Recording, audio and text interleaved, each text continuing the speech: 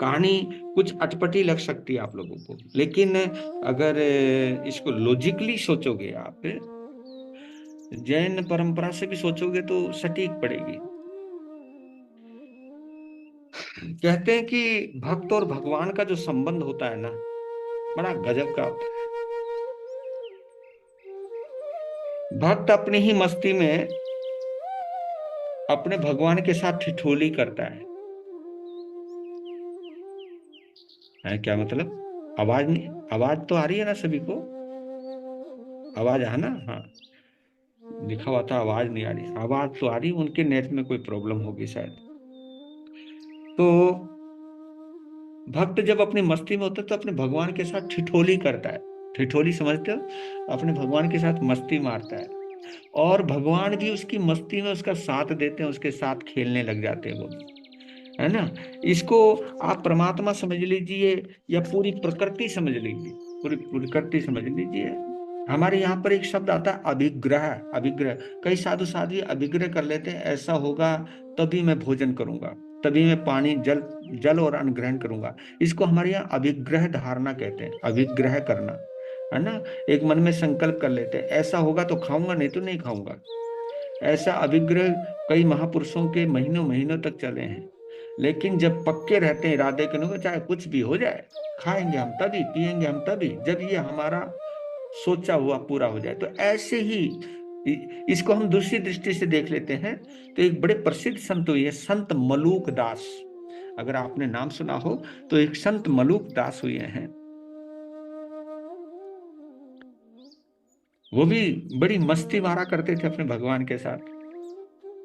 तो एक बार भगवान की मूर्त के सामने खड़े होके बोले, प्रभु मैंने प्रण लिया है, हाँ, मैंने प्रण लिया है कि आज मैं पूरा दिन ना कुछ खाऊंगा ना मैं कुछ पीऊंगा।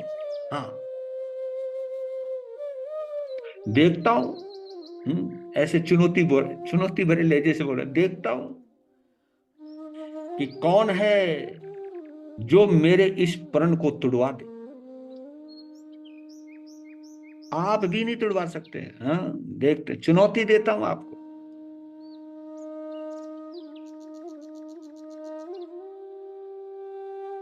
यदि आप में ताकत है, तो मेरा प्रण तुड़वा के दिखाओ। तो ये खेल चलता है भक्त और भगवान के बीच में, और ये खेल मोहब्बत में चलता है, इतराने में चलता है। कई लोग इतराते, अपने गुरु के आगे भी इतराते। मैं तो खासतौर अपने गुरु जी के आगे बहुत ज्यादा इतराया करता था। मैं खुश नसीब भी मानता हूं अपने कि मैंने अपने गुरुदेव का बहुत प्रेम पाया है,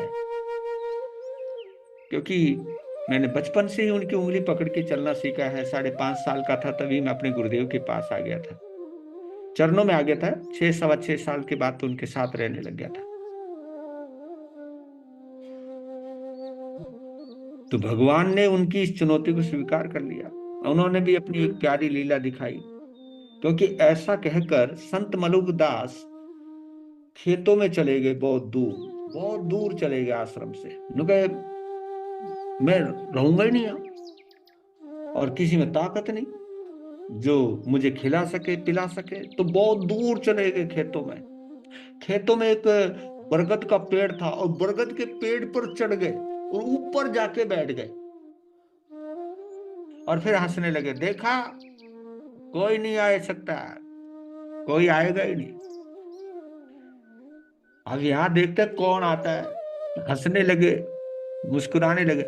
कभी कभी है ना, भक्त लोग ऐसे लगते हैं जैसे दिमाग नहीं है, लेकिन वो अंदर से जुड़े हुए हैं, वो प्यार से जुड़े हुए हैं,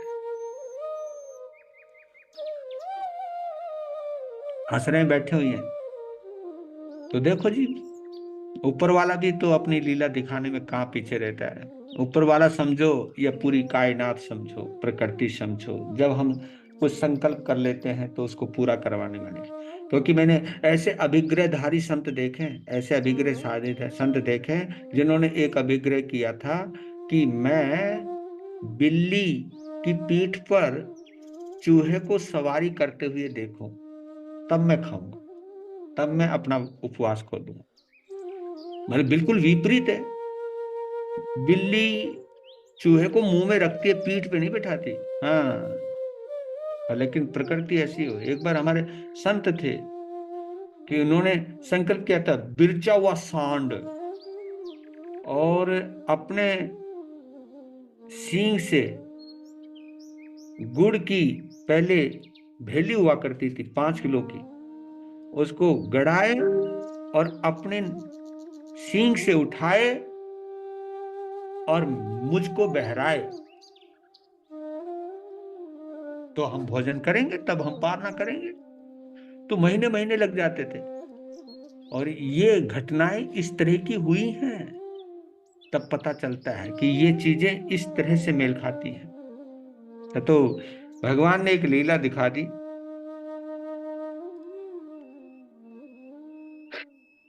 उस समय ऊपर बैठे हुए थे पेड़ के ऊपर, बरगद के पेड़ पर। तो उसी समय एक राजकुमार अपने कुछ सैनिकों के साथ जंगल में घूमने आए होंगे। दोपहर का वक्त हो गया। तो अपने साथ वो, जैसे तुम पिकनिक पे जाते तो अपना भोजन पानी लेकर के जाते, तो एक घोड़े पर एक आदमी ने उनका पूरा भोजन रखा होता, शाही भोजन, सब चीज, थाली थूली बर्तन बुर्तन, है ना, और शाही भोजन सब। तो उन्हें बड़े जोरों से भूख लगी, संयोग से उसी बरगद के पेड़ के नीचे आ गए और बैठ गए। थाली लगा दी और थाली में मेवा पकवान, है ना, मतलब समझो पनीर मटर की सब्जी, हलवा, खीर, पूरी और ये सब बढ़िया भोजन लगा दिया। बस राजकुमार करने ही वाला था भोजन, इतने में घोड़े के टापों की आवाज सुनाई दी।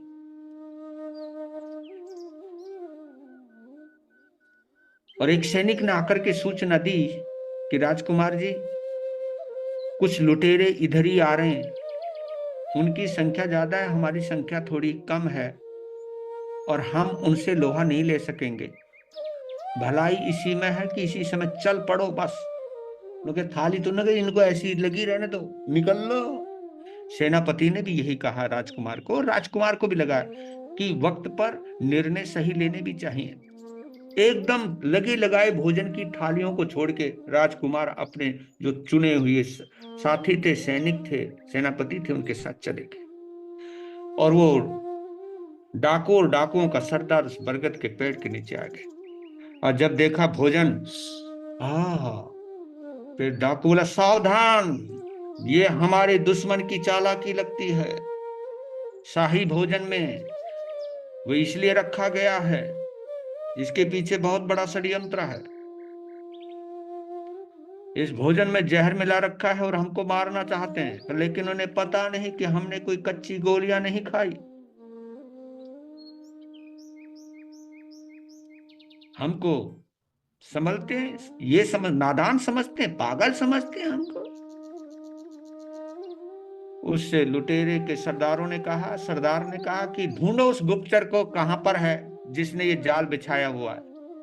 और ढूंढने लगे तो नजर पड़ गई ऊपर, और वो बैठा। उसे उतार लिया नीचे, नीचे आ।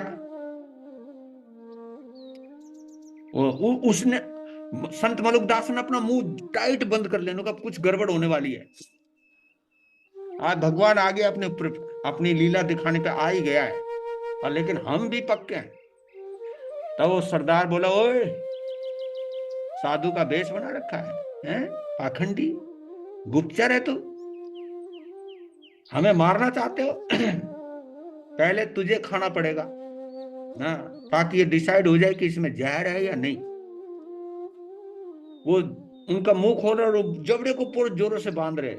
अब वो अकेले, और सैनिकों ने मुंह फाड़ दिया और उसमें सब भोजन डाल दिया। खा, खा, खा। आज इस सारा भोजन उतारना ही पड़ा जी। जब थोड़ी देर देखा, महात्मा जी को तो कुछ हुआ नहीं,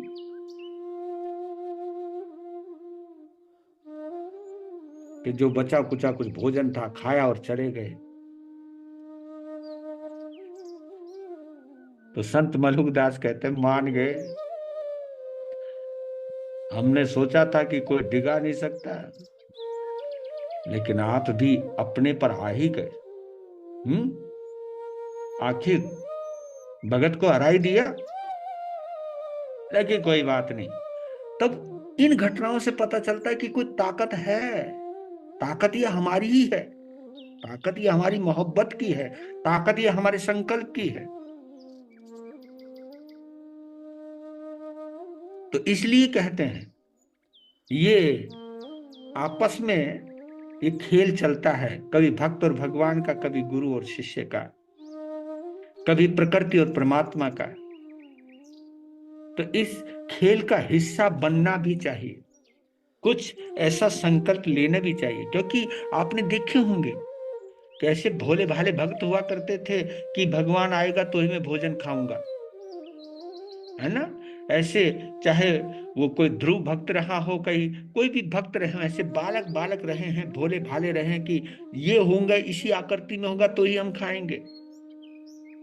तो ये जो रिश्ता होता है, हृदय का, दिल का रिश्ता होता है, ये रिश्ता कुछ तो कहलाता है। तो ये संकल्प की ताकत होती है। और एक कहावत आती है, हिम्मत का है राम हिमायती। अगर हिम्मत होती है तो राम भी उसकी हिमायत में आ जाता है। तो बस इसी के साथ संत मलुकदास को हम दिल से याद करते हैं। ये अपने अपने समय के बड़े मस्त फकीर हुए हैं, चाहे तुलसीदास हो, चाहे कबीर दास हो, चाहे संत मलुकदास हो, चाहे रैदास हो। रविदास जी ने तो कमाल है, वो चमड़ा जिस काठी में भिगोया करते थे उसके अंदर गंगा को पैदा कर दिया था। ये सब मस्त होते, ये जो भक्त होते थे ऐसे अलमस्त होते थे, इतने निस्वार्थ होते थे, सच्चे और पाक होते थे। इनकी मोहब्बत में कोई वो नहीं थी। आपने देखा होगा आचार्य मानतुंग ने 48 तालों के भीतर जो तय खाने में भक्ताम्र स्तोत्र की रचना की, बेड़ियों का टूट जाना, तालों का खुल जाना और बाहर आकर के बैठ जाना, ये ताकत इसी धरती पर दिखाई गई है।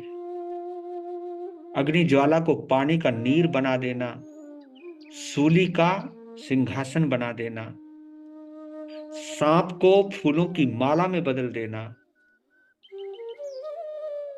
ये ताकत है। ये ताकत इंसान में है। लेकिन ये ताकत तभी आती जब एकाग्रता। जैसे कहते हैं ना, धूप ठंडी ठंडी, मतलब जनवरी की धूप, हम तो पहाड़ों में, यहाँ तो धूप है, कहीं जगह तो धुंध रहती है। बात में धूप की कर रहा हूं, धुंध की नहीं कर रहा हूं। कितनी गुनगुनी प्यारी प्यारी धूप होती है। उस धूप में से जो लेंस होता ना, लेंस, उस लेंस से उस धूप की, उस सूरज की ताकत को केंद्रित कर दिया जाता है और एक कागज के ऊपर बिंदी टिका दी जाती है। उसको उस रेंज को बिल्कुल एकाग्र कर दिया जाता है, तो उस कागज को जला देते हैं वो। ये क्यों? ये ताकत चारों तरफ से बिखरी पड़ी है लेकिन बटी हुई है। अगर एकाग्र हो जाए तो इस प्रकार ये मोहब्बत की ताकत आप सब में आए, हम सब में आए।